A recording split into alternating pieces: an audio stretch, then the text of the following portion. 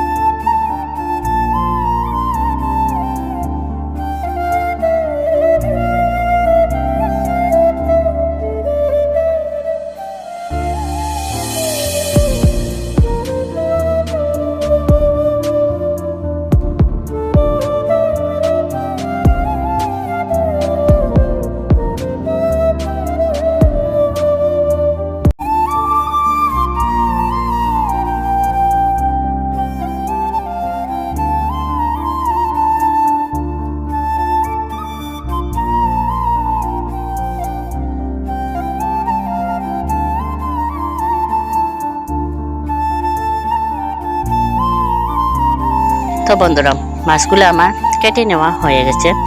তো এখন আমি মাছগুলা এক পিস করে ভালো করে এগুলো আমি পরিষ্কার করে ধুয়ে নেব। তো দেখো, মাছগুলো আমি ধুয়ে নিচ্ছি।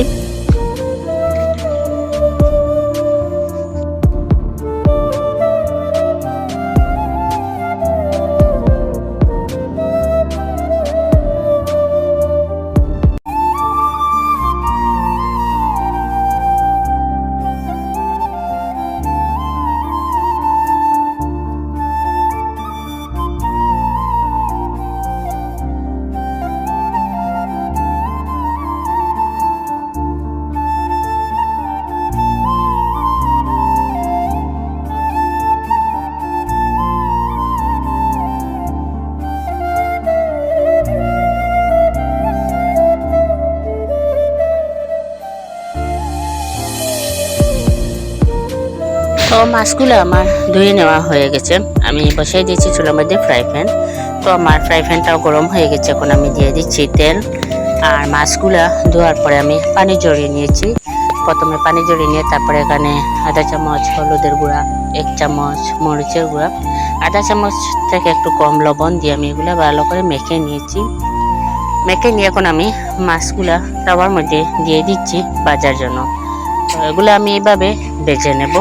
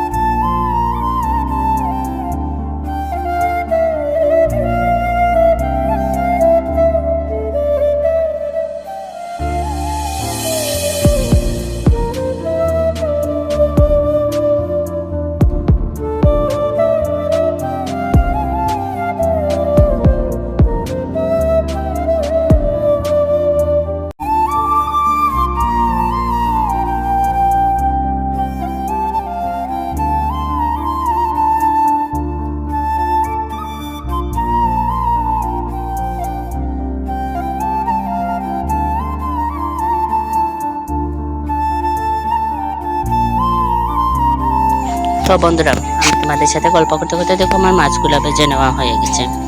তো আমি চুলের মধ্যে বসিয়ে দিয়েছি কড়াইটা আমার গরম হচ্ছে। তো কড়াইটা আমার গরম হয়ে গেছে, এখন আমি দিয়ে দিচ্ছি তেল। তো আমার তেলটা গরম হবে। তো বন্ধুরা, ইলিশ মাছটা আমি রান্না করব সরষে দিয়ে।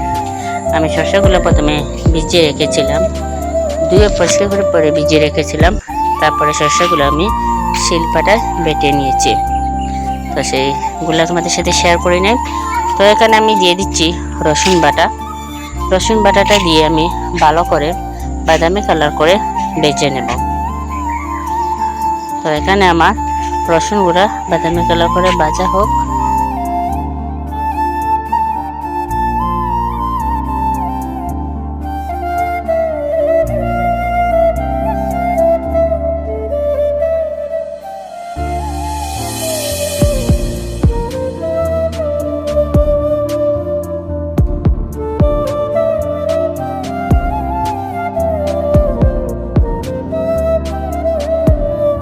বন্ধুরা, রসুনটা আমার বাদামি কালার করে ভেজে নেওয়া হয়ে গেছে। তো এখন আমি দিয়ে দিচ্ছি পেঁয়াজ বাটা। পেঁয়াজ বাটা দিয়ে পেঁয়াজটা আমি প্রথমে কষিয়ে নিচ্ছি। পেঁয়াজের যে পানিটা আছে, পানিটা আমি প্রথমে কষিয়ে শুকিয়ে নেব।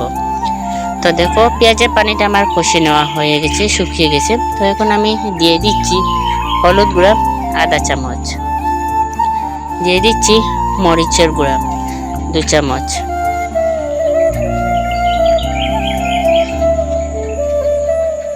এখন দিয়ে দিচ্ছি ধনের গুঁড়া আধা চামচ।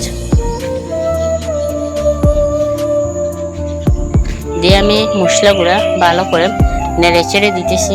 দিয়ে আমি মশলাগুলা এভাবে ভালো করে কষিয়ে নেব।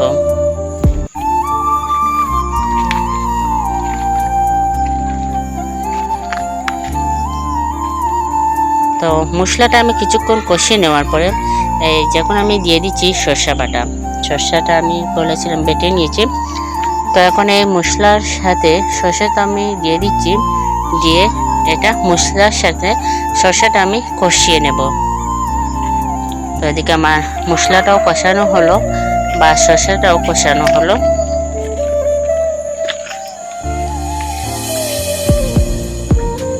এখন আমি দিয়ে দিচ্ছি সামান্য পানি দিয়ে সেটা আমি আরো কিছুক্ষণ এভাবে কষিয়ে নেব।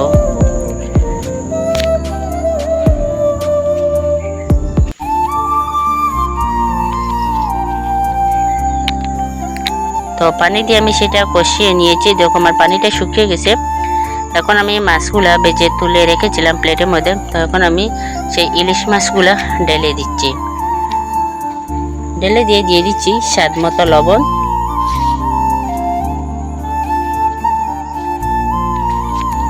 লবণ দিয়ে এটা আমি হালকাভাবে এটা এভাবে একটু নেড়ে চেড়ে একটু কষিয়ে নেব। যাতে লবণ মশলাটা মাছের ভিতরে ঢুকে হালকাভাবে নাড়াচাড়া করব যাতে আমার মাছটা না ভাঙে। তো এখন আমি দিয়ে দিচ্ছি পানি। কিছুক্ষণ কষে নেওয়ার পরে আমি দিয়ে দিচ্ছি পানি। পানি দিয়ে আমি সেটা নেড়ে চেড়ে নিচ্ছি।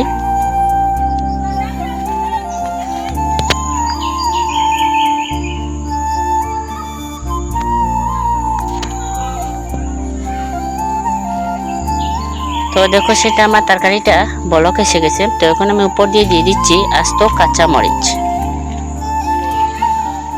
তো বন্ধুরা দেখো আমার তরকারিটা বলক এসে গেছে, তরকারিটা আমার প্রায় হয়ে গেছে। তো এখন আমি তরকারিটা নামিয়ে নেব। সবাই ভালো থাকবে, সুস্থ থাকবে।